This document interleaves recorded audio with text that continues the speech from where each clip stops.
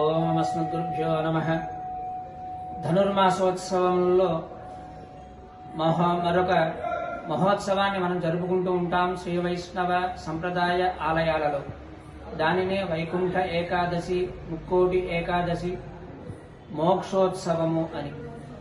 ఆనాడు ఉత్తరముఖంగా ఉన్నటువంటి శ్రీమన్నారాయణుని ఎవరైతే సేవించుకుంటారో వారందరికీ కూడా అనేక మంగళములు కలుగు చేస్తూ ఉంటాడు స్వామి.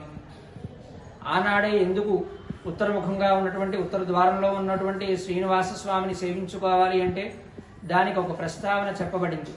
శ్రీ కృష్ణ సంహిత ఆగమము అనే గ్రంథంలో పూర్వకాలంలో శ్రీమన్నారాయణుడు బ్రహ్మదేవుని సృజించి దానికి చతుర్వేదములు ఉపదేశించి ఆ చతుర్వేదముల అనుసారంగా ఈ సృష్టి కార్యాన్ని చేయమని ఆజ్ఞాపిస్తే బ్రహ్మదేవుడు ఆ నా చతుర్వేదములని అనుసరించి ఈ లోక సృష్టిని చేశాడు.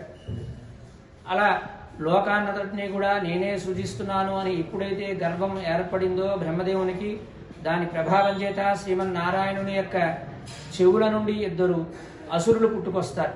వారే మధువు, కైటబుడు అని.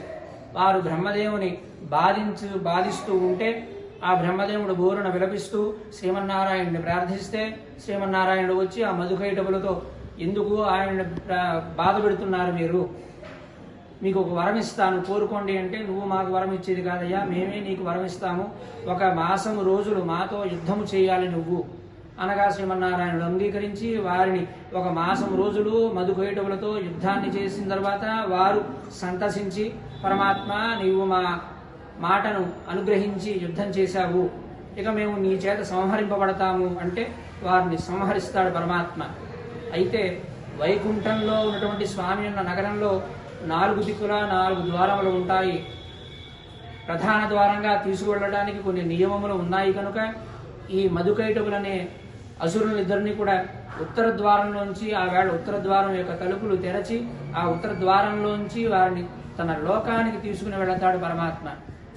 దానిని పురస్కారంగా ఉత్తర ద్వారంలో ఉన్నటువంటి స్వామిని సేవించుకోవాలి, ఉత్తరముఖంగా ఉన్న స్వామిని దర్శనం చేసుకోవాలి, ఉత్తర ద్వారం నుంచి ప్రవేశించాలి.